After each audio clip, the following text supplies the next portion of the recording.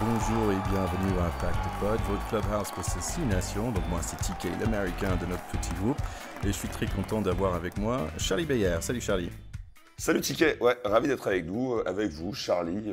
J'ai eu la chance de jouer au rugby avec toi, mon TK, au poste de deuxième ligne, que je ne suis pas le seul à avoir exercé ou à exercer dans le pack de potes. Exactement, et notre deuxième ligne, c'est Théodore de Saint-Rémy, ancien joueur chez Metro Racing. Oui, salut les gars, salut les potes du pack. Les week-ends se suivent et ne se ressemblent pas, sauf en un seul point, la joie de vous retrouver. Ouais, ça fait plaisir. Écoute, on a plein de choses à se dire aujourd'hui. Bon, pas que des choses gays, ouais. Il y a 2 semaines, on était plein de bonne énergie. Cette fois-ci, bon, on sort d'un match un peu difficile. Bien sûr, on va parler de ce match France-Écosse. On va parler de l'Angleterre-Pays de Galles aussi. Mais avant ça, il y avait quelques petits éléments que je voulais regarder ensemble. Numéro 1, et je pense que c'est très important en fait dans ce sport où on a vraiment des valeurs. Je pense que c'est quelque chose que nous, on devrait travailler ensemble. C'est trouver un moyen de interdire le mulet, cette espèce de coupe de cheveux où c'est court devant et c'est long derrière. Je suis pas sûr, les gars, qu'est-ce que vous pensez? C'est faisable? Ben on a Amish Watson qui a une sorte de petit mulet un peu miniature. Moi, il y a juste une définition que j'aimais bien sur le mulet. C'est un de mes copains qui m'avait dit qu'aux États-Unis, il disait "It's business in the front and party in the back". Yeah, je trouve que c'est pas mal. Je trouve que c'est pas mal. Mais il faut quand même dire que c'est pas un peu moche, mais c'est quand même assez moche. et notre copain German Kessler. Bon, lui, il est hors catégorie. Ouais, mais il a tout. Parce qu'il avait la moustache en plus, lui. Ouais. Donc, en plus, oui, les moustaches aussi, c'est quand même à la mode. Les moustaches, ça va. Comme je suis barbu, je laisse passer les moustaches. T'as une tolérance pour la moustache. Voilà. Allez, donc pas mal de matchs cette semaine, mais aussi des matchs qui n'étaient pas joués, notamment Irlande-Italie, et aussi France-Écosse femmes qui étaient annulées à cause de coronavirus. Ouais, bah, visiblement une joueuse écossaise qui était positive, donc ça a foutu le brin dans toute l'organisation. Ils ont annulé au dernier moment.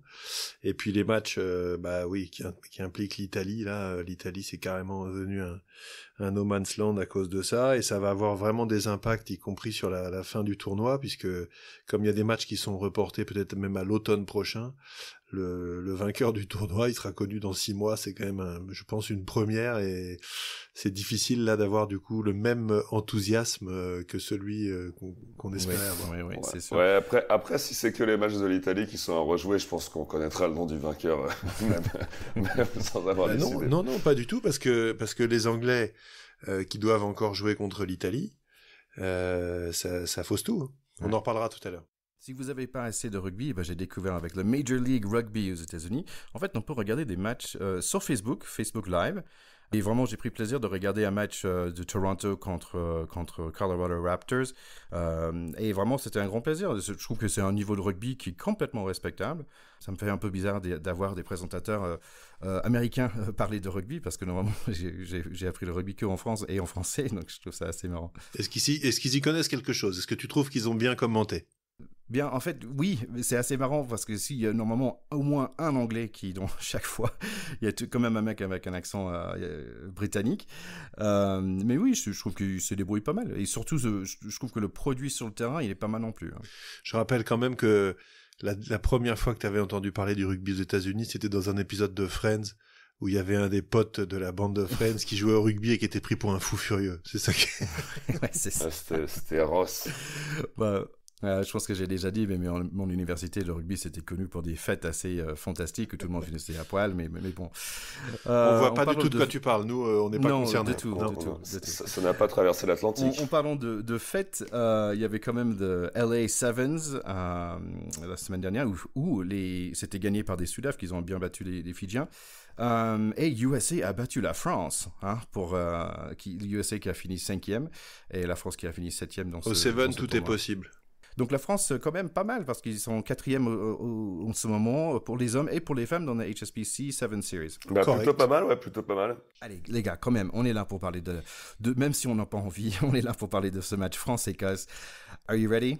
Mais évidemment, mais nous on est toujours chaud, on n'est pas des supporters stupides, donc on a plein de trucs à dire et on est quand même content d'avoir vu du rugby, voilà. C'est vrai. Allez, on y va. Pack de potes, terrain 10. Bon, ce dimanche, on a pu voir à Murrayfield la France contre l'Écosse. Ça a bien démarré avec un très joli Flower of Scotland et beaucoup de Allez les Bleus. Mais le match pour les Français, ça a démarré un peu moins bien. Déjà, il y avait Shah qui était blessé même avant de commencer le match. Ntamak qui rate sa première pénalité, carton jaune pour Krho pour un plaquage un peu maladroit, Ntamak qui sort pour une commotion, il y a une succession de pénalités importantes, les Français étaient vraiment pas dans leur match. Après quelques pénalités par des Écossais, le 30e minute, une inspiration vraiment après un percé de Jalibert, on voit un coup de pied de génie de Dupont pour Penaud. Donc, essai pour la France, 7-6. Ensuite, les Écossais sont campés dans notre camp. Il y a un grand bagarre qui éclate. Notre numéro 3, Awas, fait une décision qui n'est pas très propre. Il met un bon droite dans la tête du numéro 6 écossais, carton rouge. Les Écossais profitent pour mettre un essai rapidement par Maitland. 14-7 pour l'Écosse pour la première mi-temps. Ouais, c'est une mi-temps de... C'est une mi-temps de fédéral, quoi. Voilà, c'est-à-dire que on s'était pris à rêver d'avoir une équipe de très haut niveau qui avait enchaîné 3 performances. On va sûrement en reparler un petit peu. Mais là, ils ont juste été très moyens. On va pouvoir disséquer un peu tout ça.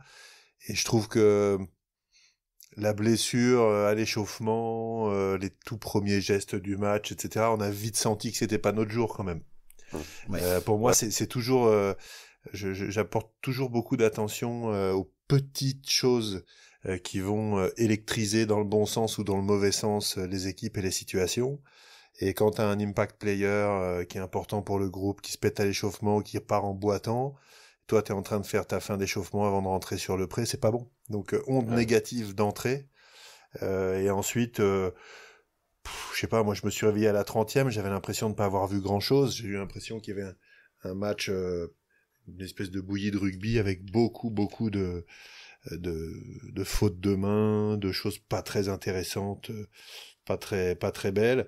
Et le bobo d'Ntamak, il vient comme une cerise sur le gâteau, amer, on va dire, parce que très vite tu te dis bon allez, Shaq est pas là, Ntamak qui sort, ça va être compliqué. Bah ouais, moi c'était un peu ça. Il y a vraiment, j'ai pensé à toi et ton amour pour la Fédération Française de la Loose, parce que je me suis dit, putain, le chat au début. C'était un match FFL. La pénalité ratée, le carton jaune, Tamac, l'Écosse qui te pourrit un peu en mêlée, tu te dis, bon, ok, on n'y est pas, c'est clairement. On n'y est pas. Après, c'est vrai que l'essai de Penaud, est vraiment un très joli essai, parce que c'est une action hyper collective, il y a une belle action de Jalibert sur le côté gauche, le petit coup de pied de Dupont est magnifiquement senti, magnifiquement réalisé, et à ce moment-là, moi je me suis dit, tiens, ça y est, ils sont peut-être rentrés dans leur match. Malheureusement, juste après, la bagarre et le carton rouge de Mohamed Awas, c'est le truc de trop. Ce que je trouve, je vais faire mon franchouillard, hein, mais je trouve que l'arbitre est pas du tout intelligent sur sa décision. La bagarre, elle a été assez sale des deux côtés. Moi, j'aurais dit, écoutez les gars, tout le monde se calme, un jaune de chaque côté, et on continue un match de rugby intelligent, s'il vous plaît, et ça aurait calmé tout le monde.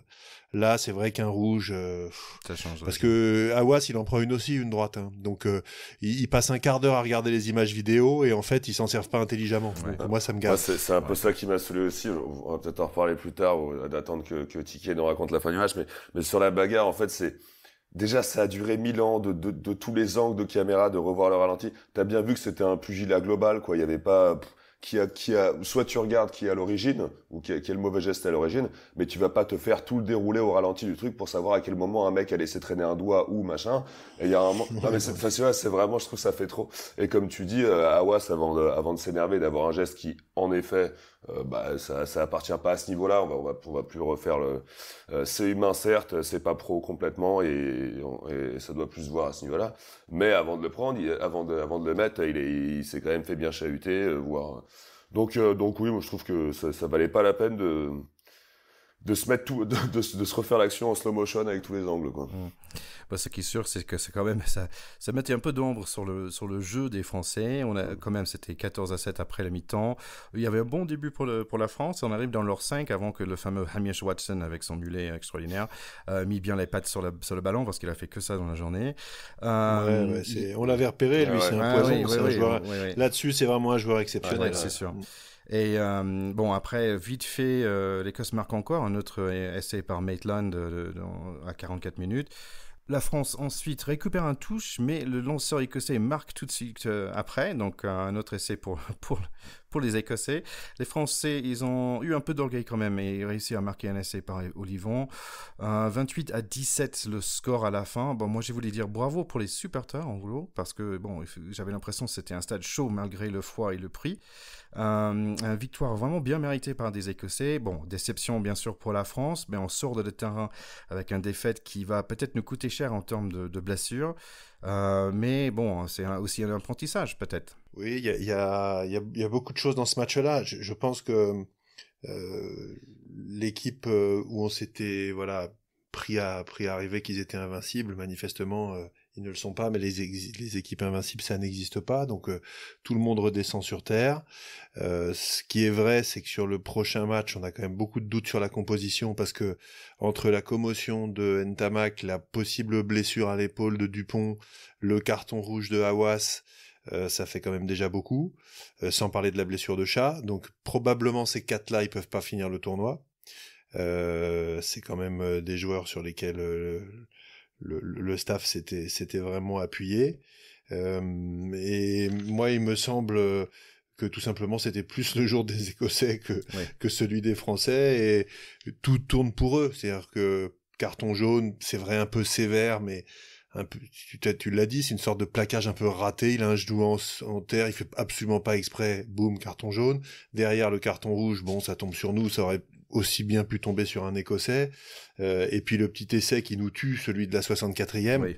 C'est vrai que c'est vraiment pas de bol, parce que on leur pique le ballon, et comme on est un de moins, en fait, on arrive à parce qu'on est 14, de ce côté-là, il y a pas l'ailier, parce que c'était censé être un ballon pour eux, et donc mauvais rebond, qui trahit Dupont, personne n'y peut rien, et le mec qui va prendre, qui va marquer, bon, tant mieux pour les Écossais, tout est tombé de leur côté aujourd'hui, et en plus ils l'ont mérité, parce qu'ils nous ont quand même largement secoué dans l'engagement et dans les rucks en particulier, et ça c'est pas de la chance, c'est juste qu'ils avaient plus envie de gagner que nous. Je pense que c'est ça qui s'est vu, voilà. Moi je pense que ouais, comme tu dis Ticket, c'est un apprentissage en fait, c'est ce qu'on va retenir de ce match, et comme tu dis Théo, ce question d'engagement qu'il y avait peut-être moins en France, je pense que quand Galtier a fait son équipe, on avait tous, évidemment, sans être des génies, mentionné, repéré la jeunesse de cette équipe, enfin jeunesse en tout cas au niveau des sélections, au niveau de l'expérience.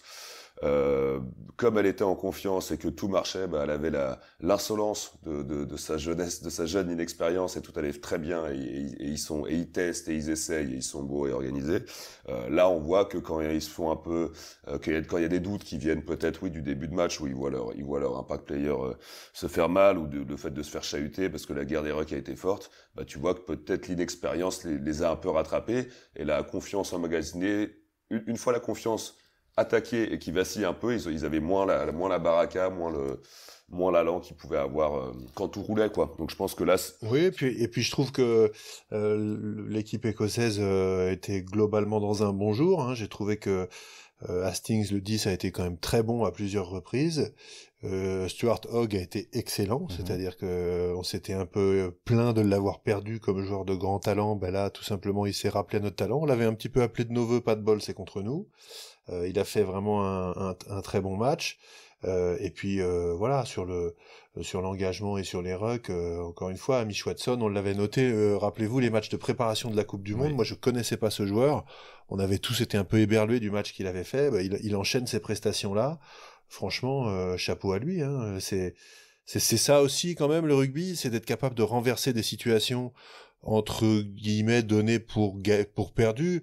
Tout le monde regarde, même Andy Good et Scott Spedding se bâchaient la dernière fois en disant Grand Chelem français, patin couffin. Ouais, mais attendez, Grand Chelem français, faut gagner les 5 matchs, fallait aller gagner à Murrayfield. Et là, t'avais juste une bande de mecs en kilt qui ont dit mais non, vous allez pas gagner ici. Voilà. Et c'est l'apprentissage. Ils ont fait leur Braveheart. Pendant la ligne, là, qui se finit a cappella, il y a un mec qui a dit peut-être que le fait de finir l'hymne a cappella, c'est une preuve qu'ils savent très bien qu'en fait la cornemuse c'est dégueulasse à entendre. Et voilà, et que pour la fin ils essaient de faire ça bien. Ça avait fait marrer. J'aimerais bien parler un peu de défense parce que je trouve que c'est là où l'Écosse était vraiment fort et je trouve qu'ils avaient un plan d'attaque défensif, si on peut le dire comme ça, mais où le premier plaqueur, il mettait toujours debout l'homme pour créer un maul. Et je trouve que ça marchait à plusieurs reprises en fait. Je trouve qu'ils ont fait ils ont vraiment avaient un attaque qui était vraiment très efficace. Ou l'attaque française, bien sûr on n'a pas beaucoup vu parce qu'à 14 c'est pas trop faisable. L'attaque française avait le moins. Ils ont effectivement beaucoup tenu les joueurs debout. Ça s'est vu sur Vakatawa. Dieu sait que c'est pas facile de le tenir debout. Ouais. Ils avaient particulièrement, je pense, aussi visé la charnière. Bon, il est sorti très vite, mais Dupont, ils l'ont vraiment empêché de jouer.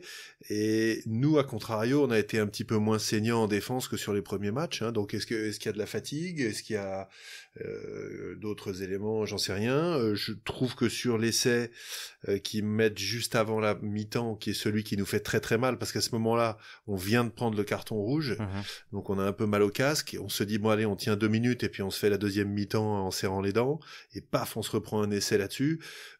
La défense en ligne des Français, elle est plus que contestable, et en particulier Jalibert, je sais pas trop où il était, mais je sais pas s'il tente l'interception, ou s'il se trompe, ou s'il était dans les vapes, mais cet essai-là, il est pour lui quand même, à mon avis.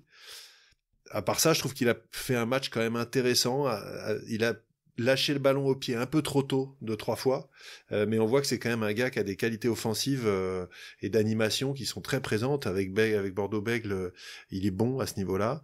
Voilà, j'ai trouvé que peut-être sur la gestion stratégique du match, et en particulier sur le bon timing et les bons choix dans le jeu au pied offensif, on voit qu'il est encore un peu jeune et ça nous a coûté cher. Je te rejoins un peu dans l'idée que bon, l'Écosse a bien joué.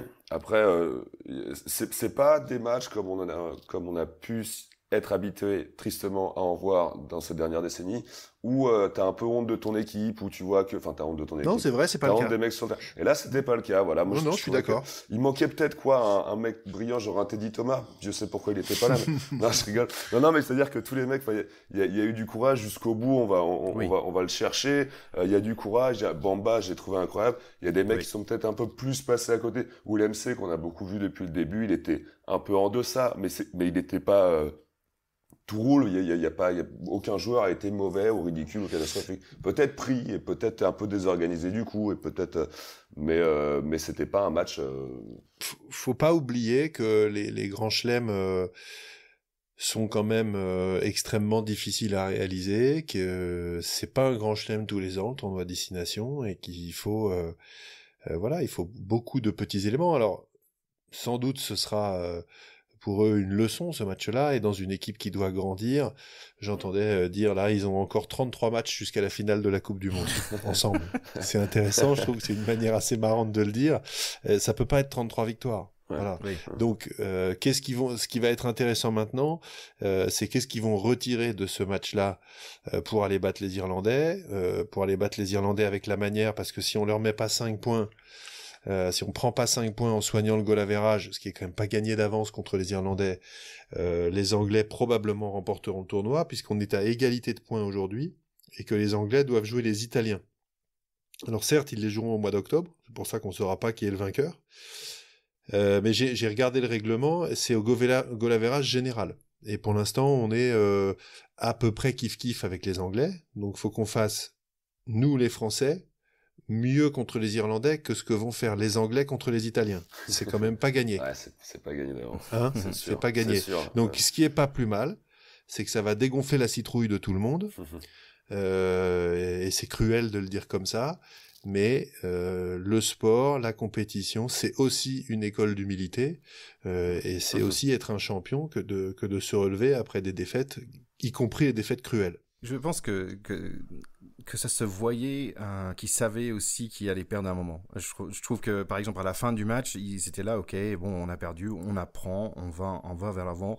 J'aimais bien l'effet, ils étaient déçus, bien sûr, Charles Olivon et Fabien Galtier à la fin du match, mais de les entendre avec une telle conviction, je trouvais ça vraiment intéressant. tu sais qu'ils croient réellement dans leur équipe, juste par leur façon de façon d'être ensemble, de façon d'en parler. Et je trouve que ça très riche. Et bon, fallait passer par là, comme tu as dit Théo, ils vont pas avoir 33 victoires, donc il fallait perdre un moment. Malheureusement, c'était celle-là, mais ok. Mais bon, moi je vais voir France-Irlande le week-end prochain et j'aurais bien aimé que ce soit la finale pour le Grand Chelem, donc ça me gonfle quand même, je vous le dis tout de suite. Je fais pas mon analyste froid, ça me gave. mais moi, c'est vrai, Ticket, dans les interviews d'après-match, j'avais trouvé... je trouvais qu'il y a de la déception qui transparaissait, qui était évidente, mais est-ce qu'on dit ça après une défaite, mais il y a quand même une sorte de sérénité, je trouvais. Quand Galtier s'exprime, il n'y avait pas de... Voilà, quoi, il était emmerdé, parce que oui... Non, il s'affole pas. Mais ouais, voilà, oui, c'est ça le terme, il s'affole pas. Et puis pour retirer du positif, moi je trouve notamment que le fait de ne pas avoir lâché, parce qu'à un moment, quand les essais ont commencé à s'enchaîner, je me suis dit, mais attends, ils vont en prendre 40 ou quoi, là? J'ai eu une petite frayeur vers la 60e, là, quand Vakatawa fait son espèce de faute de main au bord du regroupement, alors qu'Aldrit avait fait un super départ derrière une mêlée, et qu'on se reprend, je sais pas combien de mètres en retour, et puis l'essai dans la foulée avec la touche ratée, là. Là, je me suis dit, le dernier quart d'heure va être dur. Donc le fait qu'Olivon, à la 75 ou 16e, remarque un essai, je trouve que ça prouve quand même que les gars ont des valeurs, qu'ils n'ont pas renoncé, qu'ils avaient pas envie de figurer trop mal non plus dans ce match. Donc voilà, tout n'est pas à jeter, loin s'en faut. Hein. Et en face, encore une fois, belle équipe d'Écosse, il n'y a rien à dire là-dessus. On a aussi vu le retour de Penaud aussi. Qui a profité pour marquer son essai. Il n'a pas eu beaucoup d'espace, notamment parce qu'ils ont défendu très fort sur les extérieurs. Et c'est vrai que cette fois, il n'a pas réussi. Et par rapport aux configurations de tous les derniers matchs où les Français nous ont fait rêver, y compris pendant la Coupe du Monde, le truc qu'on n'était plus habitué à voir, c'est une entame ratée et insipide. C'est-à-dire, pendant les 20 premières minutes, il ne s'est rien passé. Alors que depuis 4 ou 5 matchs, les Français commençaient leur match pied au plancher, tambour battant, et marquaient très vite. Et du coup, ils travaillaient la confiance. Alors que là, ils sont mis à douter. C'est vrai ce que tu dis, parce que dans tous les matchs récents, ils marquent dès le début, en fait, dans les premières 20 minutes. Tout de suite. Et ce match-là, d'un coup... Et là, tout bêtement aussi, le coup de pied de pénalité raté par Romain Tamac, l'en avant assez grossier qu'il fait sur un jeu aérien, et tout ça, hop, ça te met du mauvais côté au lieu de te mettre du bon. Et puis, la pelote se déroule dans le mauvais sens. Ouais, c'est ce que je disais sur le fait que jeunesse et inconscience, ça marche bien quand t'es en pleine confiance, mais comme on a vu plein de petits cas comme ça qui ont ébranlé cette assurance, fait que ils sont un peu emmêlés les pinceaux. Bon, je pense qu'on a fait le tour sur ce match-là. On va pas forcément revenir sur le carton rouge et le bagarre et tout ça, parce que bon, c'était une décision d'arbitre, Par contre, moi j'ai quand même une question, parce que je m'inquiète un peu, c'est qu'on n'a toujours pas reçu de photos de la FFR, et je me demande quel joueur a balayé les vestiaires après le match. Voilà, et je suis très inquiet de pas avoir des nouvelles. Ça, c'est embêtant. Ils avaient peut-être moins la tête à travailler les petits coups de com'. Exactement, je pense. Investigation. Allez, il y avait aussi un autre match ce week-end. Il y avait l'Angleterre contre le Pays de Galles. Donc ce match, l'Angleterre-Pays de Galles a démarré assez vite avec un essai dans les 3 premières minutes par le numéro 14 anglais. 3 minutes plus tard, il y a une réaction des Gallois assez immédiate avec un très bel essai collectif signé par Tipori. Il y a un en avant qui commence, un autre bagarre dans un match, un grand bagarre collectif. On a eu une petite action de Monsieur Marlard, quelqu'un qui était avant, il avait comment ça s'appelle ça, les gars, Iroquois ? Une Iroquoise, ouais. Ouais, maintenant il n'a plus. Bon, qui quand même non, mais par contre, il aime toujours jouer au chabit. Ouais, voilà, il a quand même tripoté Alwyn Jones. Bon, on va en parler un peu plus tard. Un match avec, moi je dirais en anglais, beaucoup de bad blood. Vraiment, c'était très rugueux et très rude. Les Gallois, quand même, beaucoup de mental. Ils disparaissent pas. À 20 minutes, c'est 10-6 pour l'Angleterre. Dans la 33 minutes, Angleterre marque encore par le numéro 15. À la mi-temps, on est à 20-6. Pour la deuxième mi-temps, vers le fameux 61 minutes, là où les grandes équipes commencent à plier les plus petits, on voit Tulagi marquer un joli essai. 33-16 pour les Anglais. Mais je pense qu'on savait tous que les Gallois allaient marquer un autre essai, parce que quand même les Gallois, c'est des dragons, et les dragons sont dangereux. Ça a juste pris trop de temps. Hein. Après que les Anglais étaient réduits à 13 joueurs, le Pays de Galles a quand même réussi à mettre 2 essais, mais comme on dit en anglais, too little, too late, Angleterre gagne 33-30. Ouais, je trouve que c'est un score très serré qui est quand même flatteur pour les Gallois, parce qu'on de ce que j'ai vu, on n'y a jamais vraiment cru. Les Gallois sont arrivés à la fin du match en ne lâchant pas, ils viennent mourir pas très loin au score, mais en fait, il y a pas eu beaucoup de suspense pendant les 70 premières minutes. Et de ce que j'ai vu moi, j'ai surtout adoré Ben Youngs à nouveau, qui quand il est dans un grand jour comme ça, avec un paquet d'avant dominant, il est juste fantastique. Sur les trois premiers essais des Anglais, il est dans le coup à chaque fois. C'est un mec qui est costaud, qui est inattrapable. Franchement, là, c'est le demi de mêlée physique et intelligent que j'adore quand il est dans cet état de forme là. Ouais, moi c'était en effet dès le début, t'as eu un peu le ton du truc où genre à la 30e seconde, Biggar se prend directement une timbale monumentale. Oui, c'est sûr. Et au début du match, ils l'ont ciblé clairement. Et t'as senti que c'était j'ai vu beaucoup d'engagement. Franchement, il y a eu des phases, notamment une image à la toute fin quand les Gallois pilonnent, ils sont dans les 5 et font des pick and go continue. La vitesse à laquelle les défenseurs leur tombaient dessus, ils avaient même pas le temps de prendre le ballon pour préparer leur pick and go qu'ils avaient 3 mecs sur leur rable. Je trouvais ça super engagé. Ça a tapé dur. Moi, j'étais content de revoir Courtnello. Il a été bien salissant. Il a fait des beaux grattages. Il a été sec sur ses plaquages. Itoje aussi. Franchement, c'était un match. Itoje aussi, mais en fait, j'avais envie. J'en ai marre de parler de lui. Mais Itoje aussi, ouais, il m'a vachement impressionné. Il y avait même un moment où il avait le ballon en main. Il a couru pendant 20 mètres, 20-30 mètres. Il a failli faire un coup de pied à suivre, en fait. Il avait fait une belle percée. Après, il y a aussi au niveau de cet engagement physique un truc qui revient souvent, mais on a encore eu North qui s'est pris est-ce que c'est semi-commotion, j'en sais rien, mais en tout cas, quand il s'est pris un Tulagi arrivé lancé en plein dans la gueule, ça a pas il fait vraiment mal. Tulagi, Vakatawa, ouais, ça a pas allure. Ces joueurs-là, quand ils sont au centre et qu'ils arrivent lancés, c'est quand même du sale. Et ben du coup, ce North qui en est à sa 4e commotion, je pense, fait quand même un problème avec le suivi des commotions chez les Gallois parce que c'est super récurrent chez eux et c'est un truc comme Dan Biggar, hein, ouais, c'est ça, borderline aussi, et là-dessus il les compte un peu comme ça les arrange.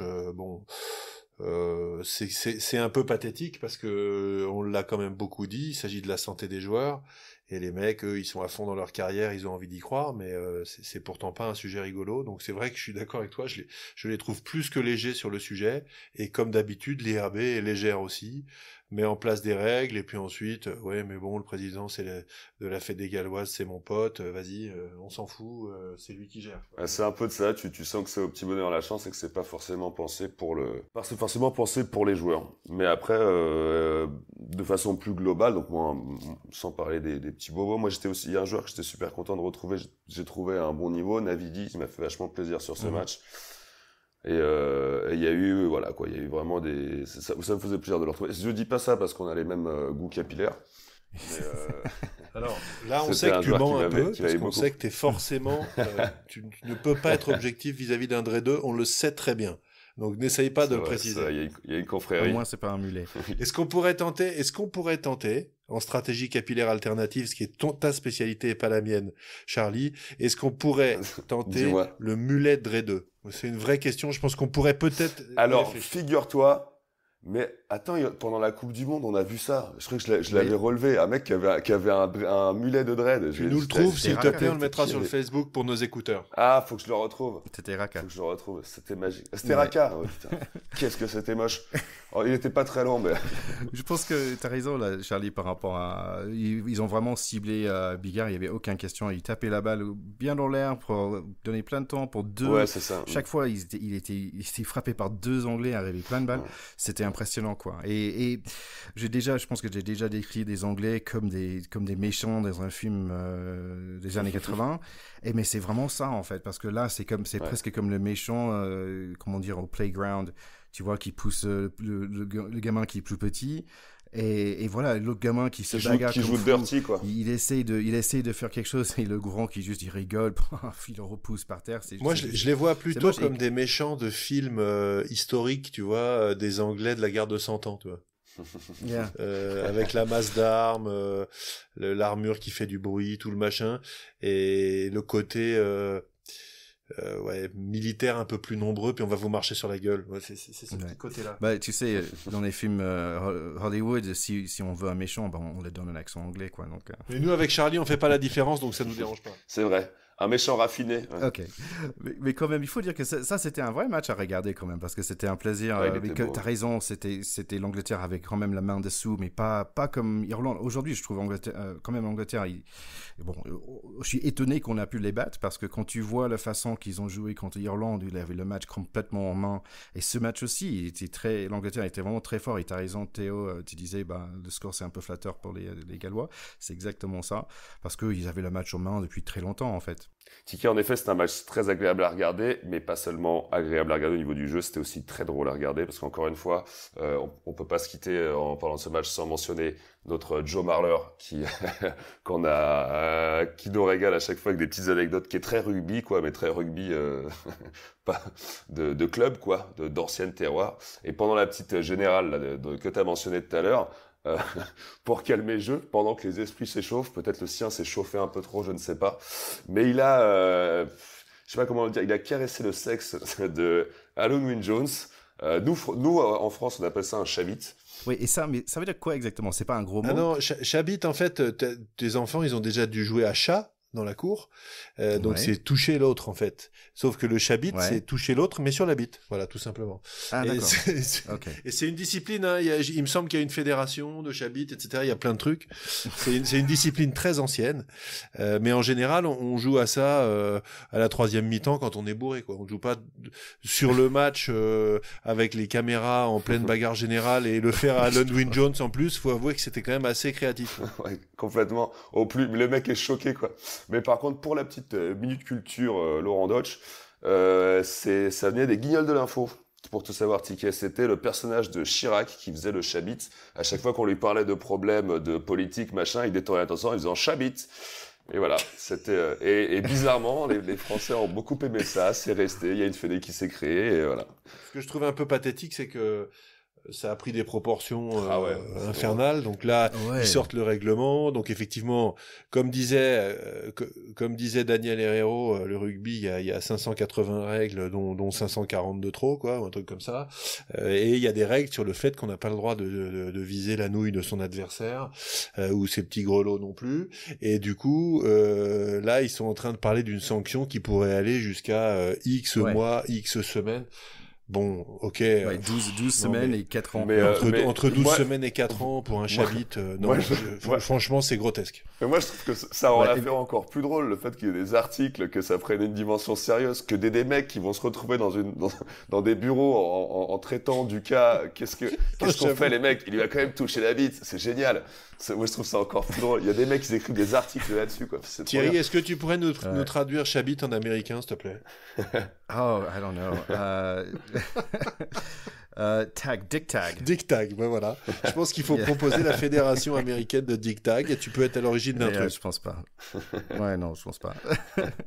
Mais en fait, c'est vrai, mais ma question c'est lequel est le pire? C'est donner une grosse droite dans le visage de quelqu'un ou tripoter un petit peu pour l'histoire de calmer le jeu? En fait, c'est une question philosophique. Moi, alors, sur les terrains, moi, en tout cas, je préfère des trucs nuls qui énervent beaucoup plus, mais parce que c'est agaçant, en fait.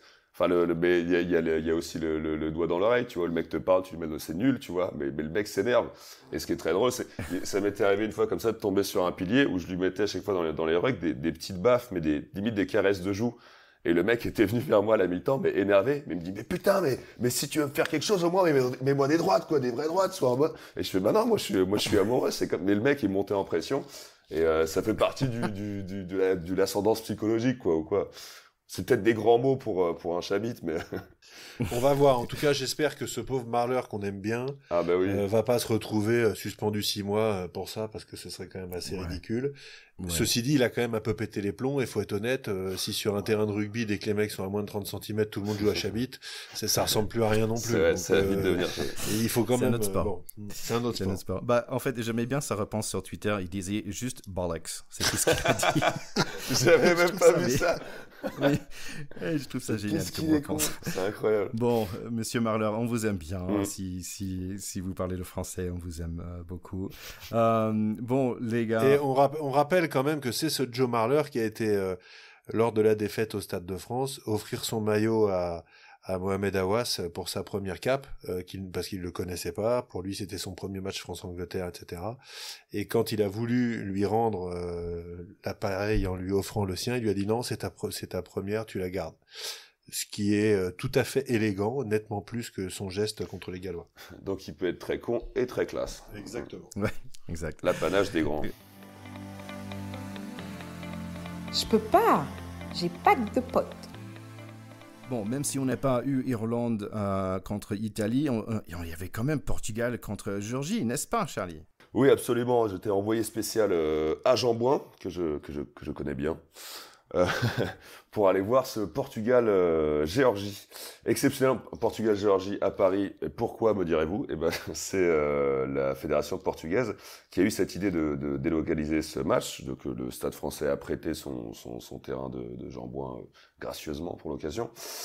Parce que en vue de la Coupe du Monde 2023, auquel le Portugal aimerait beaucoup participer, ils essayent de draguer un peu leurs joueurs expats, tous les descendants de Portugais qui vivent en France et qui jouent plus au rugby en tant que Français, du coup, que les Portugais. Et du coup, c'était un peu une opération séduction, quoi. Et cette opération séduction était pour le coup plutôt réussie. Il y avait, je crois qu'il y a eu 2000 personnes par là. C'était un match vraiment plaisant à voir. Il y a eu, alors le score final était de 39 à 24, il y a eu beaucoup d'essais. C'est les Lelos géorgiens qui ont gagné sur les Lobos portugais. Et en vrai, la vraie surprise, c'était que les Portugais ont bien tenu ce match, hein, jusqu'à 10 minutes de la fin. Ils menaient même 24-22. Et ils ont tenu la dragée haute en mêlée. Ils ont tenu la dragée j'étais épaté parce qu'on avait vu la Géorgie pendant la Coupe du Monde. Et c'est une nation qui a des avants traditionnellement assez forts. On dit souvent, tous les mecs qui jouent un peu en fédéral ont sûrement la nuque qui tremble un peu à l'évocation des Géorgiens avec des souvenirs des piliers qui sont croisés. Mais en tout cas, ils sont connus pour être un peu avant, et les Portugais ont réussi à contrer même les ballons portés, ils arrivaient à les contrer. Enfin, les Portugais ont été assez surprenants, mais ils ont craqué sur la fin. Je rappelle que les Portugais avaient affronté en 2007, lors de la Coupe du Monde en France, les All Blacks quand même, au Parc des Princes. Absolument. Et qu'ils leur avaient mis un essai. Il y avait un Portugal All Blacks, et moi j'avais des copains, j'avais un copain qui jouait à l'époque, un dénommé Da Silva, ce qui n'a rien d'étonnant étant donné qu'il n'était pas All Black mais portugais. Et il avait dit maintenant qu'on a joué contre les All Blacks, on peut partir. Ouais. Et avant, il avait dit on va être motivé comme des fous, on va y aller pour se fissurer la cabine, ce qui n'est pas conseillé. Mais je me rappelle, j'avais noté cette expression qui m'avait fait rire. Moi, en plus, j'ai eu la chance, à propos d'ancien joueur, j'ai eu la chance c'est mon pote Saba qui m'a fait venir à ce match. Son père était un international géorgien et jouait à Toulon. Et du coup, j'étais un peu entouré de Géorgiens, anciens joueurs. Après, on est allé parler avec les joueurs et tout.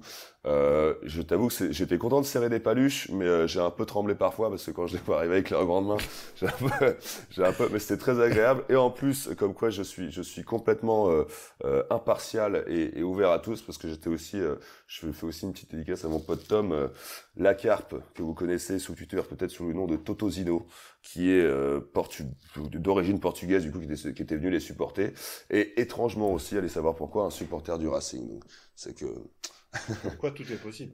Comme quoi tout est possible. Et il y avait du beau monde pour un beau match. Et j'espère que le Portugal va réussir la mission qu'elle s'est donnée d'aller faire cette Coupe du Monde chez nous en 2023, chez leurs voisins cousins. Alors on va se donner à mon avis, une petite mission. On fera un petit point qualif du Portugal régulièrement dans Pack de Potes, parce que ce serait très sympa d'avoir les Portugais à la Coupe du Monde en France. Donc on va suivre ça, d'accord Thierry ? On va créer des hashtags et tout, ça va être formidable. Ça, c'est une bonne idée.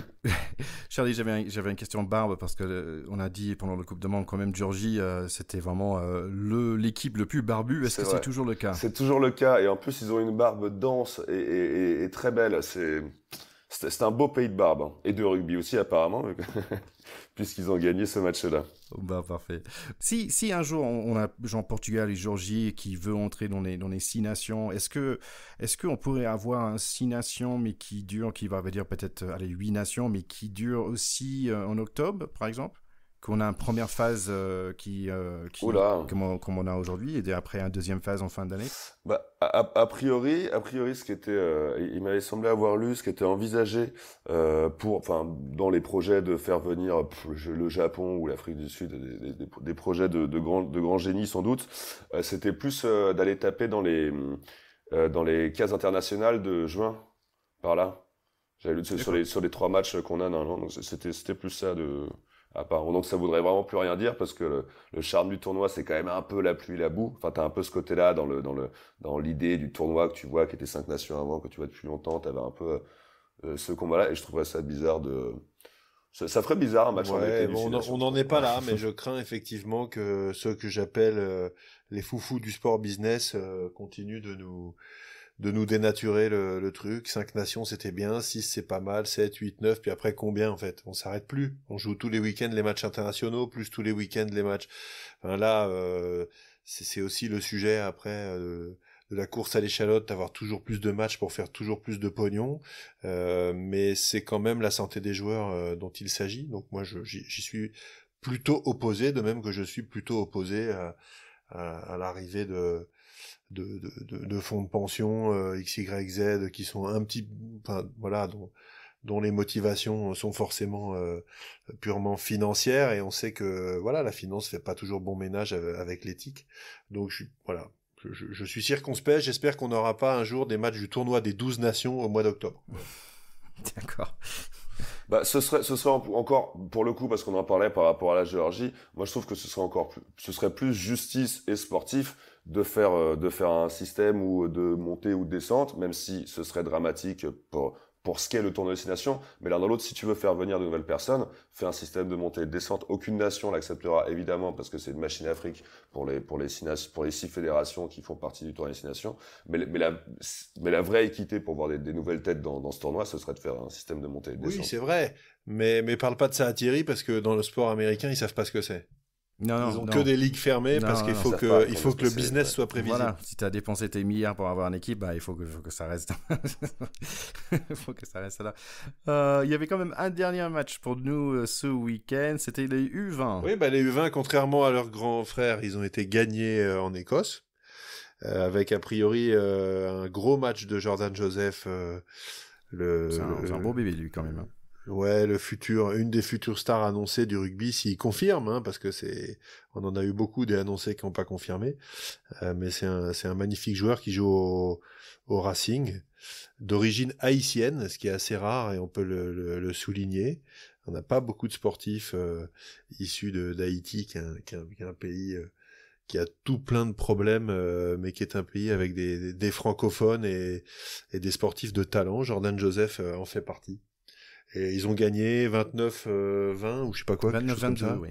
Oui, 29-22. J'ai noté que la France est quand même deuxième dans les classements, avec 2 victoires et 2 défaites, et juste derrière Irlande, qu'ils ont gagné tous leurs matchs, qu'ils ont gagné, on va dire, dans leurs 3 premiers matchs, et la France, ils ont joué 4 matchs. Donc Irlande, apparemment, ils sont bien partis pour gagner de 6 nations. Et puis bien partis pour continuer à nous emmerder s'ils ont une belle équipe de jeunes.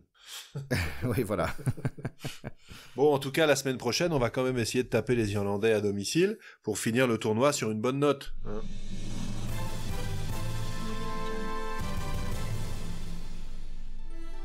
Alors, petit news flash dans le monde de rugby, ce match n'aura pas lieu finalement ce week-end parce que c'est annulé à cause de l'épidémie du coronavirus. Donc, finalement, ça va être le week-end de 31 octobre.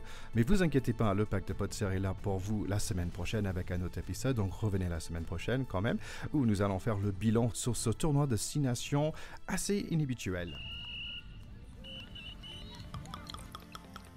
Donc, merci nos chers écouteurs, que j'aime bien dire, parce que notre petit podcast qui a démarré il y a 6 mois environ prend de plus en plus de envergure. Magnifique, l'envergure. Ouais, envergure. Et franchement, ça, on ne pouvait pas le faire sans vous. On est plus de 1000 écoutes par épisode en ce moment. Ça fait vraiment plaisir. On a plus de personnes qui sont abonnées. On avait un très bon article ce week-end, samedi, dans l'Est républicain. Donc, si vous voulez lire ça, donc vous pouvez aller sur Internet pour le trouver. Vous allez voir une photo. Donc, j'ai eu beaucoup de remarques que moi, je suis quand même pas petit. J'ai 1m87, mais j'étais au milieu de ces deux géants. Parce que Théo, tu mesures combien, toi? 200 cm. 2 mètres. Et Charlie? Le système métrique, c'est 1,96, moi, 196 cm. Ouais, d'accord. Donc, il disait, mais Thierry, mais qu'est-ce qui se passe, quoi? Est-ce que j'étais dans un trou ou quoi? Parce qu'à côté de vous deux, je suis tout petit. Donc, je vous invite d'aller lire cet article sur notre petit podcast qui est vraiment à la base, c'est un pacte de potes. C'est parce qu'on aime bien parler de rugby, on est des amis et on est tous des avants. On adore ça. Donc, si vous pouvez nous écrire un petit review, nous donner une note sur iTunes, sur Spotify, sur Deezer, où vous écoutez vos podcasts, ça nous aide. Écrivez-nous un petit mot sur Instagram, Twitter et Facebook. Ça nous fait plaisir. Et le plus important, c'est de revenir la semaine prochaine. Mais ça me semble être une conclusion parfaite, Thierry. Juste ticket avant qu'on se quitte, je voulais juste dire un petit mot sur le fait qu'on n'ait pas parlé de rugby féminin dans cette semaine. On avait habitué nos écouteurs à la présence d'Alban pour débriefer un peu. Là, bon, on n'avait pas de match à commenter et ça tombait pas mal du tout parce que Alban ne pouvait pas. Donc c'est pour ça qu'elle n'est pas là pour en parler aujourd'hui. Mais je tenais quand même à lui faire un petit coucou parce que j'ai eu la chance hier au fin fond de la noirceur d'une nuit parisienne comme ça sur une péniche. Sur la scène, j'ai rencontré les Pink Rockets, ses coéquipières, et on a parlé d'elles, et ça m'a fait plaisir. C'était un chouette moment.